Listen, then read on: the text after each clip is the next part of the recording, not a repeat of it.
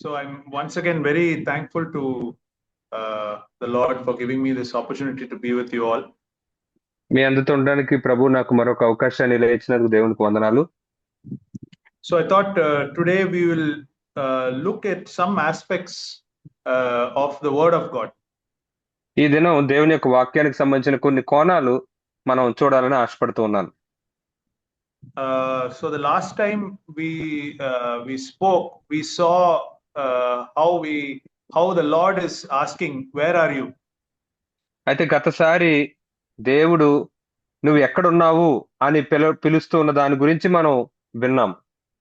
We saw this from Genesis chapter 3. ఆదికాండం 3వ అధ్యాయంలో నుంచి మనం చూసాం. So this is the heart of God. ఇది దేవుని యొక్క హృదయం. He wants to find us. ఆయన మనల్ని కనుగొనాలనుకుంటున్నాడు. He wants to know where we are. మనం ఎక్కడ ఉన్నామో తెలుసుకోవాలనుకుంటున్నాడు. When he finds us, ఆయన మనల్ని కనుగొన్నప్పుడు again he says more things. ఆ తర్వాత ఇంకా ఎక్కువ విషయాలు ఆయన మనతో చెప్తాడు. It is not we who sought the Lord, but it is he who sought us. మనం ప్రభువుని వెతకలేదు, ఆయనే మనల్ని వెతికాడు. So when he finds us, he tells something. కాబట్టి ఆయన మనం కనుగొన్నప్పుడు ఆయన కొన్ని విషయాలు మనతో చెప్తాడు. So we can read that in Ezekiel chapter 16. దాని గురించి మనం యెహెజ్కేలు 16వ అధ్యాయంలో మనం చూడొచ్చు. So this is our story. ఇది మన యొక్క కథ. All of us have this story. మనందరికీ ఈ కథ ఉంటుంది. So chapter 16 and verse 5. 16వ అధ్యాయం 5వ వచనం. ఈ పనులలో ఇలా రీడ్ బై. Yeah, please. ఈ పనులలో ఒకటైనను నీకు చేయవలెనని ఎవరునూ కటాక్షింపలేదు, నీ యందు జాలి పడిన వాడొకడును లేకపోయాను. నీవు పుట్టిన నాడే బయట నేలను పారవేయబడి చూడ అసహ్యముగా ఉంటివి. So in this pathetic state, God found us. ఇంత దయనీయమైన స్థితిలో దేవుడు మనల్ని కనుగొన్నాడు. Where are you? నువ్వు ఎక్కడున్నావు? And then he found us. ఆ తర్వాత ఆయన మనల్ని కనుగొన్నాడు. He found us in this pathetic state. ఈ దయనీయమైన స్థితిలో ఆయన మనల్ని కనుగొన్నాడు. And then did we turn to him? మరి ఇప్పుడు మనం ఆయన యొద్దకు తిరిగామా? Did we now suddenly make a commitment to God? ఇప్పుడు మనం అకస్మాత్తుగా దేవునికి ఏదో ఒక నిబద్ధత ఏమైనా చేసుకున్నామా? No. We were just wallowing in our own blood. మనం ఇప్పుడు మన సొంత రక్తంలోనే కొనసాగుతూ ఉంటాం. See verse 6. 6వ వచనం చూడండి. అయితే నేను నీ యొద్దకు వచ్చి రక్తములో పొర్లుచున్న నిన్ను చూచి, నీ రక్తంలో పొర్లియున్న నీవు బ్రతుకుమని నీతో చెప్పి తిని, నీవు నీ రక్తంలో పొర్లియున్నను బ్రతుకుమని నీతో చెప్పి తిని. So and he saw us struggling in your own blood. మన సొంత రక్తములో, నీ రక్తములో నువ్వు ప్రయాస పడుతూ ఉన్నప్పుడు ఆయన నిన్ను చూచాడు. See, even if we are Christians, sometimes we are living this type of life.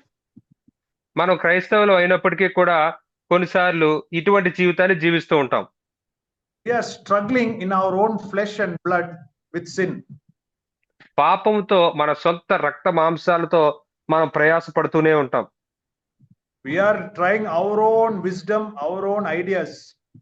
మన సొంత జ్ఞానాన్ని, మన సొంత ఆలోచనలని మనం ఉపయోగిస్తూనే ఉంటాం.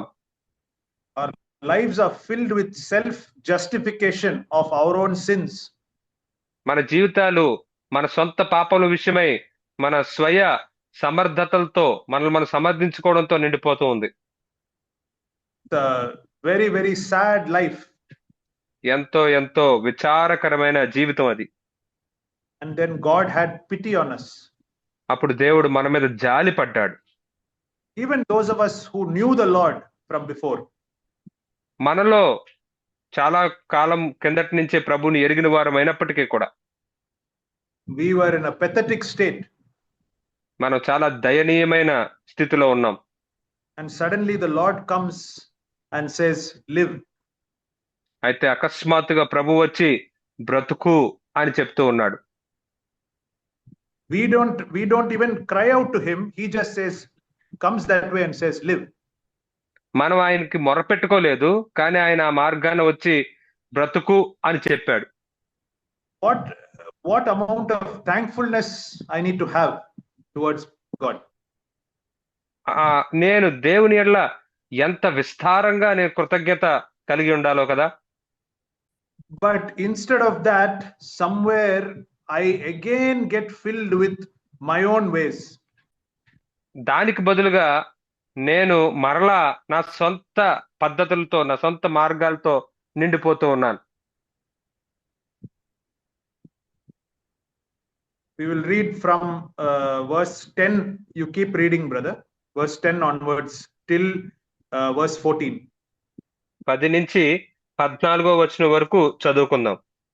విచిత్రమైన కుట్టు పని చేసిన వస్త్రము నీకు ధరింపజేసితిని, సన్నమైన ఎర్రని చర్మముతో చేయబడిన పాదరక్షలు నీకు తొడిగించితిని, సన్నపు అవిసె నార బట్ట నీకు వేయించితిని, నీకు పట్టుబట్ట ధరింపచేసితిని, మరియు ఆభరణముల చేత నిన్ను అలంకరించి, నీ చేతులకు కడియములు పెట్టి, నీ మెడకు గొలుసు తగిలించి, నీ చెవులకును ముక్కునకును పోగులను, నీ తలకు కిరీటమును పెట్టించితిని.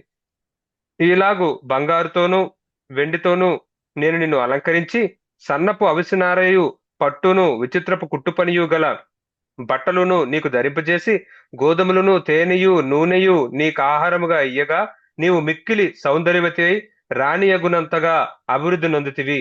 నేను నీకు అనుగ్రహించిన నా ప్రభావము చేత నీ సౌందర్యము పరిపూర్ణము కాగా, అన్యజనులు దాన్ని చూచి నీ కీర్తి ప్రశంసించుచు వచ్చిరి. ఇదే ప్రభువు యెహోవా వాక్కు. And then it says in verse 15, but you trusted in your own beauty. అయితే ఇక్కడ 15వ వచనంలో ఆ తర్వాత ఏం చెప్తుందంటే, అయితే నీ సౌందర్యమును నీవు ఆధారము చేసుకొంటివి. See, it is the beauty of holiness. It's a gift from the Lord. చూడండి, పరిశుద్ధత అనే ఆ సౌందర్యం అది దేవుడి నుంచి వచ్చిన ఒక వరము, బహుమానం. It is the righteousness that Christ gives us. అది క్రీస్తు మనకిచ్చిన నీతి. It is the talents that God gives us. అది దేవుడు మనకిచ్చిన తలాంతులు. It is the intelligence that God gives us. అది దేవుడు మనకిచ్చిన తెలివితేటలు. It is all the influence and the effort and the hard work, the strength, all given by God. మనం చూపించే ప్రభావం, మనం కష్టపడే కష్టము, మనం చేసేదంతా కూడా అది దేవుడిచ్చిందే. It all started by him saying one word, live. అదంతా కూడా ఆయన పలికిన ఒక్క మాట ద్వారా మొదలైంది, బ్రతుకు అన్నాడు. But somewhere we have lost our way and being filled with our own ways and our own wisdom. అయితే ఎక్కడో మనము ఆ యొక్క మార్గాన్ని విడిచిపెట్టి మన సొంత మార్గాలతో, మన సొంత జ్ఞానంతో మనం వెళ్ళిపోతూ ఉన్నాం. So now the word of God is, unless a grain of wheat falls into the ground and dies. అయితే ఇప్పుడు దేవుని యొక్క వాక్యం ఏం సెలవిస్తుందంటే, ఆ గోధుమ గింజ భూమిలో పడి చస్తే తప్ప it cannot bear any fruit. అది ఏ ఫలములను ఫలించదు. So first he said live. కాబట్టి ఆయన మొదటగా బ్రతుకు అని చెప్పాడు. Now he says take up the cross and die. ఇప్పుడు ఆయన ఏమంటున్నాడంటే సెలువును ఎత్తుకుని చనిపో అంటున్నాడు. See, because we are so wicked. ఎందుకంటే మనం చాలా దుష్టులంగా ఉన్నాము. We think we are good. మనం మంచివారమని మనం అనుకుంటూ ఉంటాం. We think holiness is something I have achieved. మనం ఏమనుకుంటామంటే ఈ పరిశుద్ధత అనేది నేనే సంపాదించుకున్నదే అనుకుంటాం. Romans chapter 12. రోమీయులకు రాసిన పత్రిక 12వ అధ్యాయం. We all know verse 1. మనందరికీ 12వ అధ్యాయం మొదటి వచనం తెలుసు. I beseech you by the mercies of God that you present your body living sacrifice, holy, acceptable to God, which is your reasonable service. పరిశుద్ధమును దేవునికి అనుకూలమైన సజీవ యాగంగా మీ శరీరములను ఆయనకు సమర్పించుకొనుడని దేవుని వాత్సల్యం బట్టి మిమ్మల్ని బతిమాలు కొనుచున్నాను.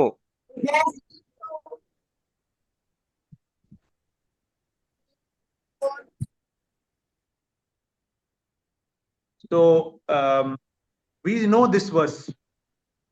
మనకి ఈ వచనం తెలుసు. When we live this type of life, we somewhere we feel that holiness is something that it's my holiness, my holiness. మనం ఇటువంటి జీవితం జీవిస్తున్నప్పుడు ఎక్కడో మనం ఏమనుకుంటామంటే ఇది నా పరిశుద్ధత, నేను సంపాదించుకున్నది అనుకుంటాము. But it always says in verse 1, it says, I beseech you therefore, brethren.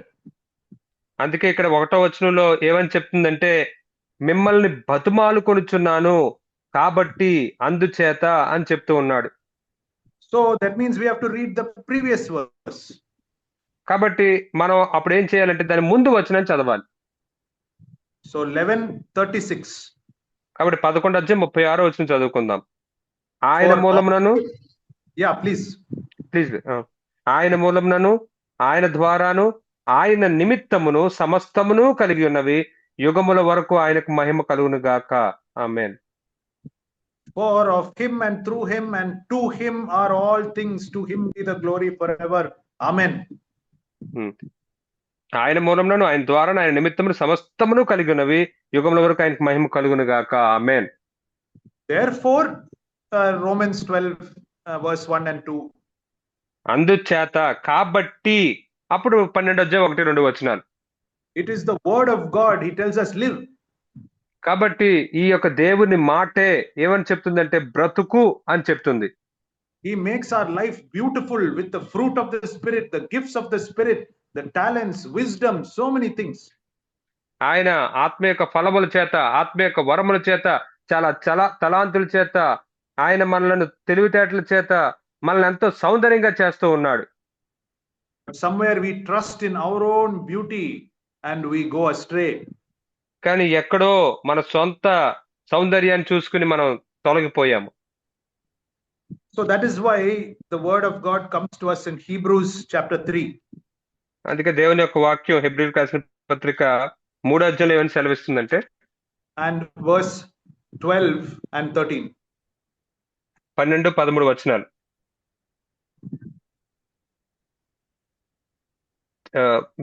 It's a big words, brother. Shall I read, brother? Yeah. So Hebrews chapter 3 and verse 12 and 13.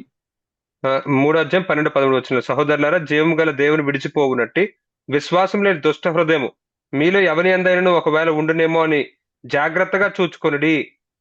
నేడు మీరు ఆయన శబ్దమును విని ఎడల కోపం పుట్టించినప్పటి వల్లే మీ హృదయంలో కఠినపరచుకొనుకుడిని ఆయన చెప్పెను గనుక పాపం వల్ల కలుగు భ్రమచేత మీలో ఎవడును కఠినపరచబడుకున్నట్లు నేడు అనబడు సమయం ఉండగానే ప్రతిదినము ఒకరికొకడు బుద్ధి చెప్పుకొనుడి. ఎలాగనగా మొదటి నుండి మనకున్న దృఢ విశ్వాసం అంత మట్టుకు గట్టిగా చేపట్టిన ఎడలనే క్రీస్తులో పాలువారమై ఉందము. So here we see that this evil heart of unbelief is when we trust in our own ways and we go astray. కాబట్టి మనం ఇక్కడ ఏం చూస్తున్నామంటే మన సొంత మార్గాల్లో మన సొంత జ్ఞానం మీద ఆధారం చేసుకున్నప్పుడు ఈ యొక్క విశ్వాసం లేని దుష్ట హృదయం మనలోనికి వస్తూ ఉంది. Because faith comes by hearing the word of God. ఎందుకంటే విశ్వాసము దేవుని వాక్యం వినుట చేత వస్తుంది. So today I need to listen to the word of God. కాబట్టి ఈ దినము నేను దేవుని యొక్క వాక్యమును వినాలి. Otherwise it will become hardened through the deceitfulness of sin. లేకపోతే అది పాపం యొక్క మోసము చేత కఠినమైపోతుంది. How to stop this hardness of heart? ఈ యొక్క హృదయం కఠినం అవ్వకుండా ఎలా ఆపాలి? We need to listen to what God is saying today. ఈ దినము ప్రభు ఏం చెప్తున్నాడో అది మనం వినాలి. Today, Lord, what are you telling me, Lord? ఈ దినం ప్రభువా నువ్వు నాతో ఏం చెప్తున్నావు? Am I hearing you tell me do this or do that?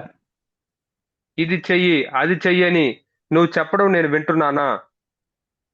Am I hearing your voice? Because you said my sheep hear my voice. ఎందుకంటే నా గొర్రెలు నా స్వరం వింటాయని నువ్వు చెప్పావు కాబట్టి నేను నీ స్వరం వింటున్నానా? Job chapter 23. యోబు 23వ అధ్యాయం.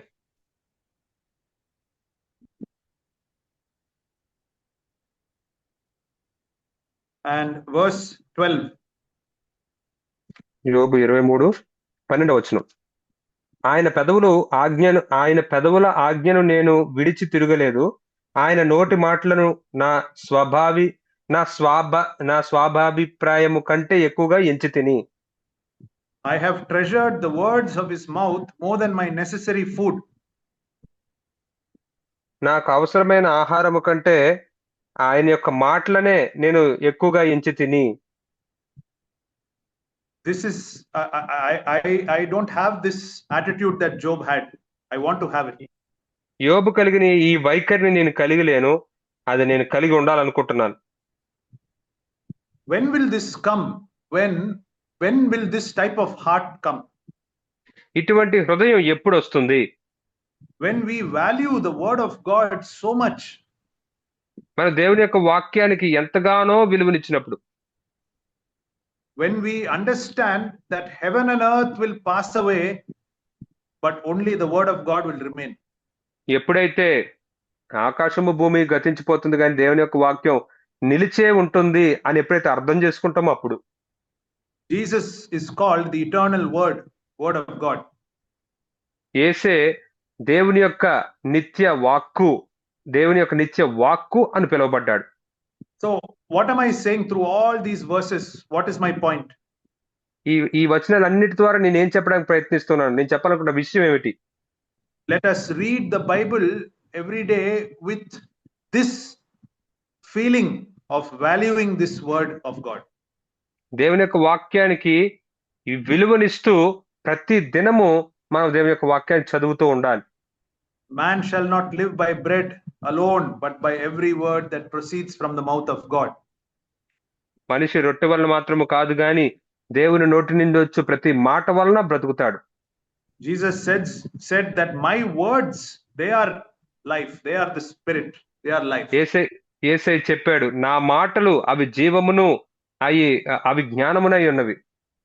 So these type of emptiness we have to have when we come to the word of God.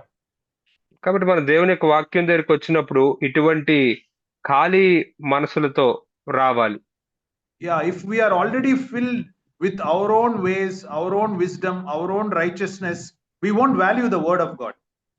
మనం అలా కాకుండా మన సొంత పద్ధతులతో, మన సొంత జ్ఞానముతో, మన సొంత తెలివితేటలతో కనుక వస్తే అది ఆ విధంగా ఉండదు. Lord, what can you speak to me from some chapter in Ezra or Hosea? ప్రభువా, ఎజ్రాలోంచి, హోసియాలోంచి నువ్వు నాతో ఏం మాట్లాడతావు? Okay, I will just read one chapter. It's my daily reading. సరే, అది నేను రోజు చదువుకుంటాను కాబట్టి రోజుకు అధ్యాయం చదువుకుంటూ వెళ్ళిపోతాను. So okay, I will read one chapter. Okay, finished. కాబట్టి నేను ఒక అధ్యాయం చదివేస్తాను, అయిపోతుంది. But instead of that, if we say, Lord, I'm coming like a beggar, I'm struggling in my own blood, through your word I want to hear, live. దానికి బదులుగా ఒక భిక్షగాడి వలె, ప్రభువా, నా రక్తములో నేను ప్రయాస పడుతూ ఉన్నాను, నీవు నాతో మాట్లాడు, బ్రతుకు అని నువ్వు మాట్లాడు ప్రభువా అని రావాలి. One word from you, Lord, can make me just live. ప్రభువా, నీ నుండి ఒక్క మాట వస్తే చాలు, అది నన్ను బ్రతకనిచ్చేస్తుంది. One edge of the garment of Jesus healed that lady. యేసు యొక్క పై వస్త్రపు చివర చెంగు అంచు ముట్టుకుంటే ఆ స్త్రీకి స్వస్థత కలిగింది. It says in Isaiah chapter 6. యెషయా 6వ అధ్యాయంలో. It's one of the very beautiful verses in the Old Testament. ఇది పాత నిబంధనలో ఉన్న చాలా చక్కని వచనాల్లో ఒక వచనం. Verse 1. మొదటి వచనం. Isaiah 6 verse 1. 6వ అధ్యాయం మొదటి వచనం. రాజైన ఉజ్జియా మృతి నొందిన సంవత్సరమున అత్యున్నతమైన సింహాసనమందు ఆ ప్రభువు ఆసీనుడై ఉండగా నేను చూచి తిని ఆయన చొక్కాయి అంచులు దేవాలయమును నిండుకొనెను. Here we see the edge or the end of his robe was filling the temple.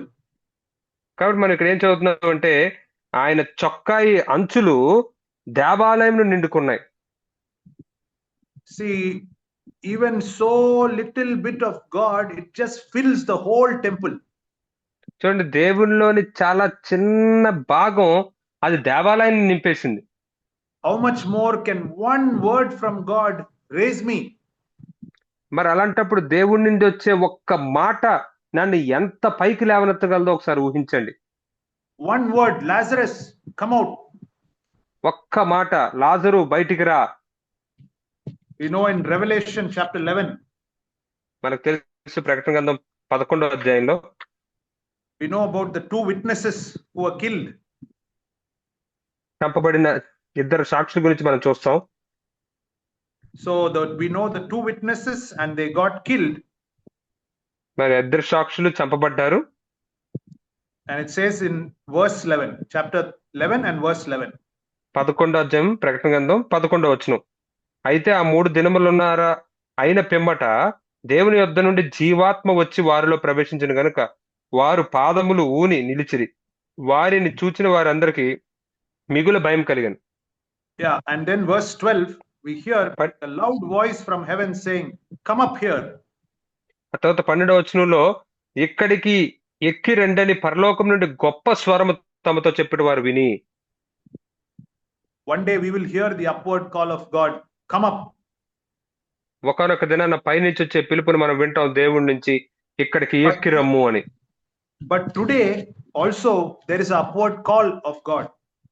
అయితే ఈ దినం కూడా పైనుండి దేవుడు పిలుస్తున్న పిలుపు ఉంది. Which Paul understood that this was so important that everything else was considered a rubbish compared to this. ఇది పౌలు అర్థం చేసుకున్నాడు. అందుకే తను ఏమన్నాడంటే దీనితో పోలిస్తే సమస్తము పెంట అని చెప్తూ ఉన్నాడు. Philippians chapter 3 and verse 14. ఫిలిప్పీయులకు రాసిన పత్రిక 3వ అధ్యాయం 14వ వచనం. క్రీస్తు యేసునందు దేవుని ఉన్నత పిలుపునకు కలుగు బహుమానం పొందవలన గురి యొద్దకే పరిగెత్తుచున్నాను. I press towards the goal of the prize of the upward call of God in Christ Jesus. So many words are there.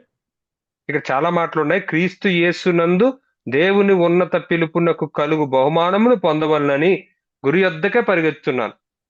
It is the upward call of God. He's come up here, come up, enough, come out, come up.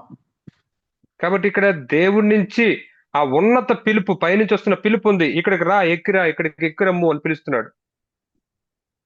And this was like a prize. It was, he considered this as something to live for. దీన్ని ఎలాగ తను పరిగణించాడంటే ఇది ఒక బహుమానము, బ్రతికితే దీనికోసం బ్రతకాలి అని అనుకున్నాడు. Revelation chapter 18. ప్రకటన గ్రంథం 18వ అధ్యాయం, 18వ అధ్యాయం verse 4. 18:4. మరియు ఇంకొక స్వరము పరలోకం నుండి ఇలాగ చెప్పగా వింటిని, నా ప్రజలారా మీరు దాని పాపంలో పాదివారు కాకుండానట్లు దాని తెగుల్లో ఏది మీకు ప్రాప్తింపకుండానట్లు దానిని విడిచిరండి. This word of God do we hear? Come out, come out, come out from her, come out from Babylon. మరి ఈ యొక్క దేవుని మాటను మనం వింటూ ఉన్నామా? దాని నుండి విడిచిరా, దాన్ని విడిచిరా, బబులోని విడిచిరా అనే మాట మనం వింటున్నామా? Come out of Babylon, come out of the harlot. ఆ యొక్క వేశ్యను వదిలి, ఆ బబులోని వదిలి బయటికి రండి అనే దేవుని వాక్కును మనం వింటున్నామా? Come out of this mindset that says that you can have the world and have God. మరి మీరు దేవుడిని కలిగి ఉండొచ్చు, అలాగే లోకమును కూడా కలిగి ఉండొచ్చు అనే ఈ ఆలోచన విధానం నుంచి బయటికి రండి. Come out of this Babylonian Christianity. ఈ బబులోను క్రైస్తవ్యంలో నుండి బయటికి రండి. We are hearing many words of God. మనం దేవుని యొద్ద నుండి అనేక మాటలు మనం వింటూ ఉంటాం. First he says, where are you? మొదటగా ఆయన నువ్వు ఎక్కడున్నావు అని చెప్తాడు. And when we got saved, he said, live. మనం రక్షించబడిన తర్వాత ఆయన ఏం చెప్తున్నాడంటే బ్రతుకు అని చెప్పాడు. Now he says, take up the cross and die. ఇప్పుడు ఆయన ఏమంటున్నాడంటే సిలువను ఎత్తుకుని చనిపో అంటున్నాడు. When we are dead, suddenly he will say, come up here. మనం చనిపోయినప్పుడు ఆయన అకస్మాత్తుగా ఇక్కడికి రా అని చెప్తాడు. Come out from the Babylon బబులోను విడిచిపెట్టి రా and live this life where our mind is set on things above. మన యొక్క మనస్సు పైన ఉన్న జీవితం మనం జీవించాలి. We can look at it in another way in Song of Solomon. దీన్ని మనం ఇంకొక విధానంలో కూడా చూడొచ్చు పరమగీతంలో. So he says in Song of Solomon chapter 2 పరమగీతం 2వ అధ్యాయం and verse 13. 13వ వచనం. అంజురపు కాయలు పక్వమగుచున్నవి, ద్రాక్ష చెట్లు పూతపెట్టి సువాసననిచ్చుచున్నవి. నా ప్రియురాల సుందరవతి లెమ్ము రమ్ము. So here he says, rise up and come away. Rise up, my love, my fair one, and come away. అది ఇక్కడ ఏం చెప్తున్నట్టు నా ప్రియురాల సుందరవతి లెమ్ము రమ్ము. So here we see that God wants, like a bridegroom wants to spend time with us. కాబట్టి ఇక్కడ మనం ఏం చూస్తున్నామంటే పెండ్లి కుమారుడు మనతో సమయం గడపాలని కోరుకుంటున్నాడు. Are we hearing the call of the Holy Spirit? పరిశుద్ధాత్మ యొక్క పిలుపుని మనం వింటూ ఉన్నామా? Or are we like the church in Laodicea? లేదా లవోదోకియా సంఘం వల్ల ఉన్నామా? Revelation chapter 3 ప్రకటన గ్రంథం 3వ అధ్యాయం and verse 20. 20వ వచనం. ఇదిగో నేను తలుపు వద్ద నిలుచుండి తట్టుచున్నాను. ఎవడైనను నా స్వరము విని తలుపు తీసిన ఎడల నేను అతని యొద్దకు వచ్చి అతనితో నేనును నాతో కూడా అతడును భోజనము చేయుదుము. Our bridegroom is knocking. మన యొక్క పెండ్లి కుమారుడు తట్టుచూ ఉన్నాడు. The Holy Spirit is knocking on the doors of our heart. పరిశుద్ధాత్ముడు మన హృదయపు తలుపుల యొద్ద తట్టుచూ ఉన్నాడు. Will we listen to the upward call of Christ? క్రీస్తు యొక్క ఉన్నత పిలుపుని మనం వింటూ ఉన్నామా? Will we listen to the word of God which says, come out of Babylon? బబులోను విడిచి రండి అని చెప్పే ప్రభు యొక్క మాటను మనం వింటూ ఉన్నామా? Will we listen to when he says, live? బ్రతకండి అని ఆయన చెప్తున్నప్పుడు మనం వింటున్నామా? Will we listen to the bridegroom's call saying, come and spend some time with me? పెండ్లి కుమారుడు రా నాతో వచ్చి కొంత సమయం గడుపు అని చెప్తున్న మాటను మనం వింటూ ఉన్నామా? Why are you hiding somewhere? Where are you? I want to spend some time with you. ఎక్కడ నువ్వు దాక్కుంటున్నావు? నేను నీతో కొంత సమయం గడపాలనుకుంటున్నాను. The word of God is living and active. దేవుని యొక్క వాక్యము జీవము గలదై సజీవంగా ఉంది. It will renew us. అది మనల్ని నూతన పరుస్తూ ఉంటుంది. See, even if we are not getting anything in our mind, our spirit is being renewed by the washing of the word. మన మనసులో ఏమి రాకపోతున్నప్పటికీ కూడా మనం దేవుని యొక్క వాక్యం చేత ఆత్మలో కడగబడుతూ ఉంటాం. The inner man is being strengthened through the word. వాక్యం ద్వారా ఆంతర్య పురుషుడు బలపరచబడుతూ ఉంటాడు. Don't get discouraged if we don't feel we don't get anything from certain passages. కొన్ని లేఖన భాగనాల్లో నుండి మనం ఏం పొందుకోలేదు అని చెప్పి మీరు నిరుత్సాహపడద్దు. Let us have faith that this is the word of God. It will definitely revive me and renew me. కాబట్టి ఇది దేవుని యొక్క వాక్యము, అది నన్ను నూతనపరుస్తుంది, నన్ను ఉజ్జీవపరుస్తుందని అటువంటి విశ్వాసాన్ని మనం కలిగి ఉండాలి. And this will be through the power of the Holy Spirit. మరియు ఇది పరిశుద్ధాత్మని యొక్క శక్తి ద్వారా జరుగుతుంది. May God help us. Amen. ప్రభు మనకు సహాయం చేయను గాక. ఆమేన్.